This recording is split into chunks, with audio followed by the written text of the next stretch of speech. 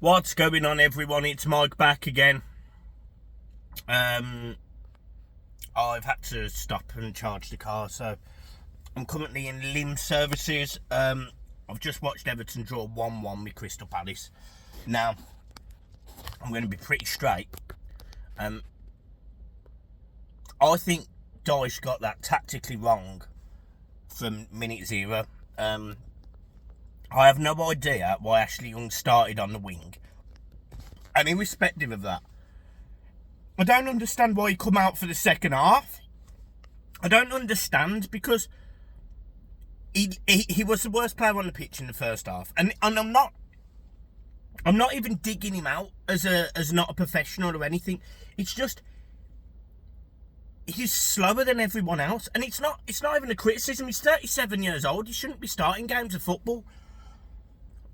Jack Harrison's on the bench. Okay, fair enough. You know, there is Dobbin, there's others that might be able to play there. But it was just poor. Again, long ball, execution. The ball goes to Tarkowski, he just knocks it long. I don't know what you're expecting against Anderson, who is, you know, a very, very good centre-half, very commanding, very strong in the air. I just don't understand. I don't understand why there was almost seemingly no thought process, and it's just the same tactic week in, week out. There's no ability to play football. The first half was so poor. Nothing of note from any team. I think Palace might have had one shot. It was awful. It was awful. I just can't get over how bad it is. Like, the football is turgid. And look, I get that Sean Dyche has got a poor hand to play from. I get it, you know, fundamentally he's going into a gunfight with a spoon. I get it. I do understand. But he's not making it easy for himself, and he didn't today. He didn't make it easy for himself at all today. It was poor. It was poor. The substitutions, I don't think Garner Guy should have come off. I thought Garner was doing absolutely fine. It was the legs, he was mobile. He brings on Onana. Within 30 seconds, we concede a goal. And the ball, I think there's a ball that Onana could get rid of. And he doesn't. And he doesn't. And they're in on goal. They make it 1-0.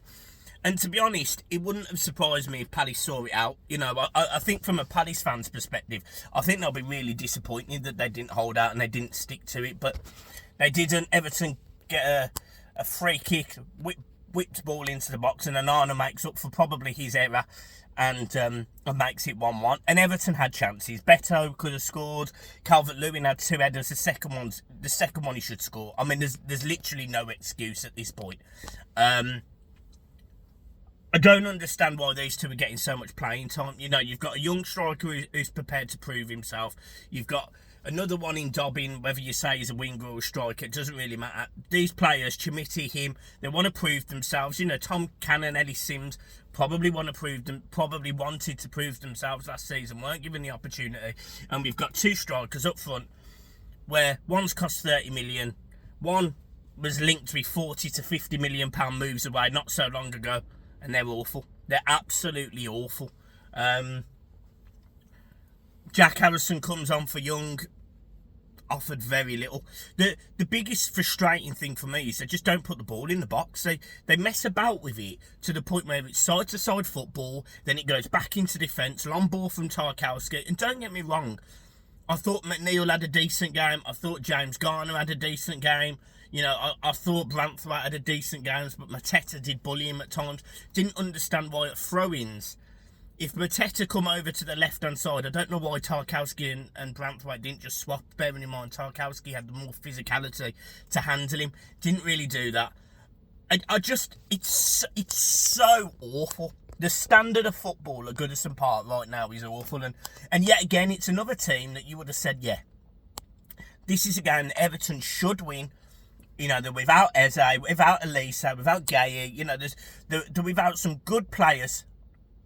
And Everton had nothing. Everton had nothing up until they scored. It's so poor. And, you know, you've got to put some of that on the manager. You've got to put some of that on the players. You've got to put, obviously, some of it on the board. But this club this club is definitely fighting relegation unless it gets some points back, and I mean it gets some points back to the point where the second charge is a nothing offence as well, because this Everton team, if you was to ask me who plays better football and looks like they're going to score more goals, I'd say Luton. You know, it's absolutely fine saying Everton will keep clean sheets and will concede less goals and all those positive things that people keep raving on about, but I'm telling you right now, they don't look like they can put the ball in the net. Calvert-Lewin doesn't look anywhere near the striker he used to be. We've got no real goals from midfield. You know, it's gone of the days where you could, you know, maybe see Mikel Arteta pop up with 5 to 10 goals a season, Tim Cahill get 10 to 12 goals a season, you know, your Kubus, your Andy Johnsons. You know, it's a million miles away from that. This Everton team in the last 15 years has just slowly but surely ended up disintegrating. We had a couple of decent years under Martinez, and we had one good year under Koeman, and apart from that, it's been awful. It's been awful. You know, gone of the days when people used to say to me, "Oh yeah, Everton are a decent team. You know, 5th best in the league. Never kicked on commercially, and this is where we are. This is where we are. It is appalling. It's absolutely shocking." And you know, I do this trip to Goodison. I was sitting next to some fantastic people today, and his name was Harrison, top lad. And I sat there today, and at times I literally could have walked out. And I've never done it, and I didn't walk out, but I could have walked out. As soon as he brought on Onana, I thought, I don't know why he's took off Garner. And literally within 30 seconds we conceded, and I sat there and thought, it's the wrong sub. It's the wrong sub. And I'm not doubting Onana's ability, you know, I'll be the first to praise it, but in that game where you need someone with them legs in the middle of the park who's prepared to be committed, put the foot in, I don't think Onana's that player. I think Garner is, and he took him off, and I sat there and went, that's it. It took 30 seconds to come to fruition. Shocking. I haven't got an Everton man of the match. I thought Ben Godfrey in the first half did really well, but Ashley Young killed him every single time. So poor. Pickford also made a decent save. I mean, it could have been 2-0. If Palace hadn't have sat back after their first goal, they probably could have won that game. Like that's straight, and obviously, you know, they come into this game probably with a bit of a bounce, you know, new manager and all that. Everton were not at the races today, and they were booed off at half time. They were booed off at the end of the game, and rightly so. They were shocking. It was not good enough, and I think every single player, Sean Dyche, they have to look at themselves. Yes, we had chances to win that game, but we shouldn't have gone 1-0 down, and we did. And if I'm being honest, we really, really don't look like we can score goals to keep us in this league. You know, are we gonna drag ourselves over the line by getting points here and points there? Don't know.